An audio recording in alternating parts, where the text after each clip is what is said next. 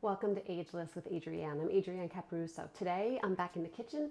I want to show you a high protein overnight oats breakfast that I make for my kids. It's very low in sugar, very easy to make, and they gobble it up. So one of the reasons I make this specifically is because of the protein content. I'm looking to keep them satiated until they can get to lunch, so they're not having these sugar highs from like crazy sugary cereals, and then these crashes mid-morning when they're supposed to be learning. I'm trying to give them protein and fats to keep them full and satiated, and not, again, to have that crash where they can stay alert. So this is an overnight oats recipe that I'm doing. And so we're going to start with yogurt. Again, I'm using as many organic ingredients as possible. This is not Greek yogurt. Greek yogurt and this yogurt I've looked at the protein content and the sugar content, and they're almost identical. And my kids really like this one. So this is a French vanilla organic yogurt. I'm doubling my recipe because I'm making two bowls for each of my kids. So it calls for 1/3 cup if you're one person, but I'm going to put 2/3 cup in here. And I've already pre-measured that, so I'm going to shoot that in the bowl. And after that,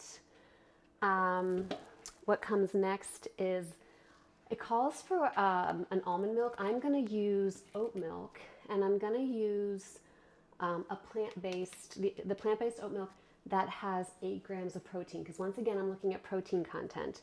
So it calls for, the recipe calls for 2/3 cup. Even though I'm doubling the recipe, I start with the 2/3 cup. I don't always double this milk right away because I'm not using a Greek yogurt. This yogurt's a little bit runnier. And so I'm kind of gonna eyeball this once I get the oats in and I see how runny it is. So I'm gonna pour that in the bowl with the yogurt. And then it calls for 1/2 cup of oats. I'm gonna do a whole cup. And again, I'm using organic oats. So I'm gonna put the whole cup in since I'm doubling my recipe. And then the last thing that the first stage of this gets is some chia seeds. So the recipe calls for 1/2 tablespoon. I'm going to do a full because, as I've stated numerous times now, I'm doubling the recipe. And I'm going to dump those in. And what I had just mentioned is that this comes in 2 parts. So what you do with this is, I'm just going to mix it all together, and I'll show you what it looks like once it's mixed. And I'll decide if I need to add a little bit more yogurt. You know, as opposed to baking, when you're cooking, you can kind of eyeball some things and change things around a little bit. This is actually looking pretty good. It's a little bit runny, as you can see here. See how runny this is? So I'm gonna actually add a little bit more of the oats in, and I'm not gonna measure, I'm just gonna eyeball, dump a few more in, and I'm gonna stir that up. It has a really wonderful texture. And again, those oats are gonna help to satiate along with the yogurt. Now this is much better. It's still a little bit runny, but it's not like it was dripping. And the thing with this recipe is we are going to put this in the refrigerator for 2 to 3 hours before we put the topping on. And so it's going to set a little bit within the chia seeds are going to expand a little bit, and it's going to set within the oats, and it's going to become a little bit thicker. Not a lot, but a little bit. So I've got my 2 bowls here, and so I'm just going to eyeball it and divide this mixture up between the 2 bowls. Yeah, this is a great consistency. And so then what I'll do after I have this all put into the bowls is I will put it in the refrigerator for, like I said, 2 to 3 hours. I'm going to take some from this bowl and shift it over here to make it a little bit more even. So, I will film the second part of what happens next with this. The topping, I'll talk to you about it now. The topping is actually, once this is more chilled, if you will, is a tablespoon of peanut butter on top of each bowl. And then you melt some chocolate chips with some coconut oil, and you put a chocolate layer on top and sprinkle some salt on, so it's got that salty and sweetness. The chocolate chips, however, are not with sugar. They're made with stevia. So you're not getting that sugar high and then that crash. You have that nice balance of the fats, the proteins, and carbs. This is actually a very macronutrient, macronutrients being proteins, fats, and carbs. This is very macronutrient friendly. The carbs that we are giving, the oatmeal, are not going to give that big sugar rush the way other sugary things do, the way other certain carbs do. So I'm going to put this in the refrigerator and let it set for probably about 3 hours, and then I'm going to pull it out and add the peanut butter, the chocolate, and the salt, and I'll show you what that looks like too once we get to that point. So I will be back with you soon. So welcome back. I have had the overnight oats protein bowls in the refrigerator for about 3 hours, and you can see, you saw in the first part of the video how runny they were, but now you can see that they're pretty solid in here. So the first thing that you do when you take them out is you're going to take a tablespoon of peanut butter. Now the peanut butter is important because this also is high in protein and has good healthy fats in it. So you take the tablespoon and you take it out of the tablespoon and you put it on the bowl and you just spread it around with a spatula. And it may or may not cover, you can cover most of it with that tablespoon. It might not cover the whole thing, but it's just gonna give that nice peanut butter flavor. And the thing with the peanut butter, like here again, I'm using organic peanut butter. This specific one is from Costco, and it's very low in sugar because a lot of peanut butters are super high in sugar. So you can see I spread it around. It's not the prettiest, but it's still gonna give really nice flavor. And then the next thing that I've done is I took the chocolate chips, and I'm gonna show you those in a minute, and some coconut oil, and I'll talk about that in a minute. And I'm gonna use that same spatula with this, I'm gonna take it off the spoon first and put it on there. And then I'm just gonna take it and drizzle it around the bowl.